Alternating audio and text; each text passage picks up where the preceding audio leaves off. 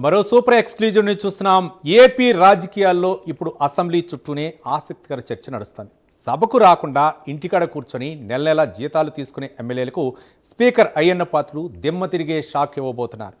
అసెంబ్లీకి డుమ్మా కొడితే జీతాలు కట్ చేయడమే కాదు, తీసుకున్న సొమ్మును కూడా వెనక్కి వసూలు చేసేలా ఏకంగా ఒక కొత్త చట్టం తీసుకురావాలని ఆయన ప్లాన్ చేస్తున్నారు. ఇప్పటికే ఈ విషయంపై పార్లమెంటు స్పీకర్ కూడా వినతిపత్రం ఇచ్చిన అయ్యన్న ఈ వర్షాకాల సమావేశంలోనే బిల్ పాస్ చేసేలా ప్రభుత్వానికి సూచిస్తున్నారు. కట్ చేస్తే మరోవైపు వైసీపీ అధినేత జగన్ మాత్రం తనకు ప్రతిపక్ష హోదా ఇస్తేనే సభకు వస్తానంటూ భీష్మించుకొని కూర్చున్నారు.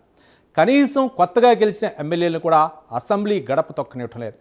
ప్రజలు ఓట్లు వేసి గెలిపించింది సభలో తమ గొంతు వినిపించడానికా లేక అలిగి ఇంట్లో కూర్చోవడానికా అన్న ప్రశ్నలు ఇప్పుడు బలంగా వినిపిస్తున్నాయి. మరి అయ్యన్న పాత్రుడు తీసుకోబోయే ఈ కొత్త చట్టంతో వైసీపీ ఎమ్మెల్యేలు దారికి వస్తారా లేదా అన్న దానిపై తీవ్ర చర్చ నడుస్తుంది.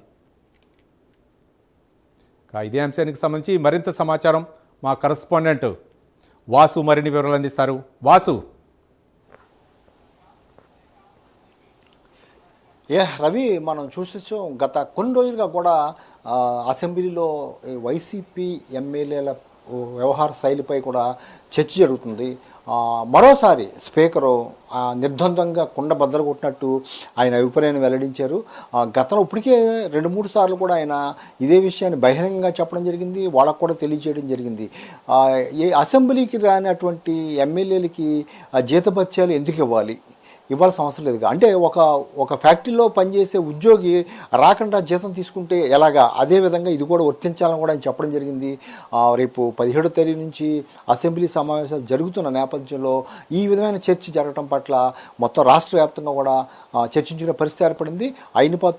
స్పీకర్ అయినపాత్రుడు చెప్పిన దాని ప్రకారం అతి త్వరలో దీనికి సంబంధించి రాజ్యాంగబద్ధంగా ఎటువంటి చర్యలు తీసుకోవాలి అంటే ఇప్పటివరకు కూడా ఆయన చెప్పుకుంటూ వచ్చారు, మీరు అసెంబ్లీకి రాని పక్షంలో జీతాలు బత్యాలు తీసుకోవద్దు, అసెంబ్లీకి వస్తేనే తీసుకోండి అని చెప్పడం జరిగింది. కానీ 11 మంది ఎమ్మెల్యేల్లో జగన్ తప్ప మిగిలిన 10 మంది కూడా స్పీకర్ బహిరంగ చెప్పినప్పుడు కూడా ఆ బిల్లులు పెట్టుకోవడం, ఆ అసెంబ్లీకి సంబంధించినటువంటి జీతభత్యాలు తీసుకోవడం పట్ల పలు విమర్శలు వ్యక్తం అవుతున్నాయి. దాన్నే అయ్యన్న పాత్రుడు కూడా హైలైట్ చేయడం జరిగింది. ప్రస్తుతం ఆయన చెప్పిన దాని ప్రకారం అయితే త్వరలో దీనికి సంబంధించి ఒక బిల్లు కూడా తేవాలనే ప్రయత్నం చేస్తున్నాం.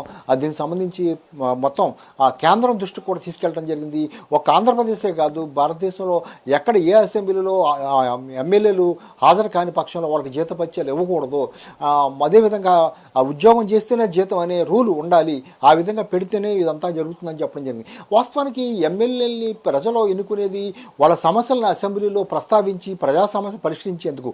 ఉదాహరణకు ఉత్తరాంధ్రలో చూసుకుంటే ఎంత కూటమి గాలిలో కూడా అరకు పాడేరు సంబంధించి వైసీపీ ఎమ్మెల్యేలు గెలవడం జరిగింది. కానీ ఇంతవరకు కూడా కనీసం వాళ్ళిద్దరు కూడా అసెంబ్లీలో మాట్లాడిన పాపనే పోలేదు. అక్కడ గిరిజనులు మిగిలిన ప్రాంతాలు వేరు, గిరిజన ప్రాంతాల్లో మంచినీటి కొరత కానీ డోలీ మూత కానీ అనేక సమస్యలు ఉన్నాయి. ఇక్కడ కూటమి అభ్యర్థులు కూడా గెలిపించలేదు. పవన్ కళ్యాణ్ కూడా గతంలో చెప్పడం జరిగింది, మీరు నాకు ఓట్లు అయిపోయినా మీకు సేవ చేస్తానని. కానీ ఈ గెలిచినటువంటి ఎమ్మెల్యేలు కనీసం అసెంబ్లీలో మాట్లాడకపోగా బిల్లు తీసుకోవడం, టీఏడీఎల్ తీసుకోవడం ఎంతవరకు సబబని కూడా చర్చనీయాంశం మారింది.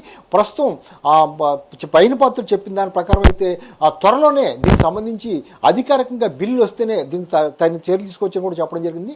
అదేవిధంగా రేపు జరగబోయే అసెంబ్లీ సమావేశాలు భవిష్యత్తులో జరగబోయి ఏదో అసెంబ్లీకి వచ్చి సంతకాలు పెట్టేసి బయట కార్యదర్శిని కలిసి వెళ్ళిపోతే కుదరదు.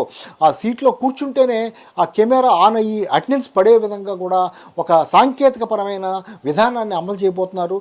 అది ఆయన చెప్పడం కూడా జరిగింది. ఈ విధానం వల్ల తప్పనిసరిగా సభ్యుడు వైసీపీ కాదు ఏ సభ్యుడైనా వచ్చి అటెండ్ అయితేనే దానికి సంబంధించినటువంటి రేపు టీఏడీఎల్ కూడా వచ్చే అవకాశం ఉందనే విధంగా మొత్తం కూడా దాన్ని సమర్థించే అవకాశం కూడా కనిపిస్తుంది. మిగిలిన ఎమ్మెల్యేలో కూడా వీళ్ళ పట్ల వ్యతిరేకత వ్యక్తం అవుతుంది. ఎందుకంటే మేము ప్రతిపక్ష హోదా ఇవ్వని పక్షంలో మేము రామని చెప్పడం జరిగింది. రానప్పుడు మరి ప్రజాస్వామ్యం ఎందుకు దుర్వినియోగం చేయాలి, ప్రజలు ఇచ్చినటువంటి జీతభత్యాలను మీరు ఎందుకు తీసుకోవాలని కూడా ప్రశ్నించే పరిస్థితి ఏర్పడింది. ప్రజల్లో కూడా వ్యతిరేకత పెరుగుతుంది. ప్రజా సమస్యలు ప్రస్తావించిన ఎమ్మెల్యేలు అసెంబ్లీకి వెళ్ళి వాళ్ళు జీతభత్యాలు తీసుకోవడం ఎంతవరకు సవ్వు అనే చర్చ కూడా జరుగుతుంది.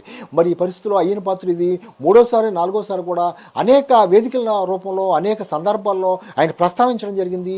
ఇకపై దీనికి సంబంధించి పక్కడబందీగా అసెంబ్లీకి రాని ఎమ్మెల్యేలపై వాళ్ళకి వాళ్ళకి జీతభత్యాలు ఇవ్వకుండా చర్యలు తీసుకునే విధంగా బిల్లు చేసే విధంగా ఒకటి, రెండు వాళ్ళకి అటెండెన్స్ పడే విధంగా కూడా చర్యలు తీసుకునే విధంగా ముందుకు సాగుతున్నారు.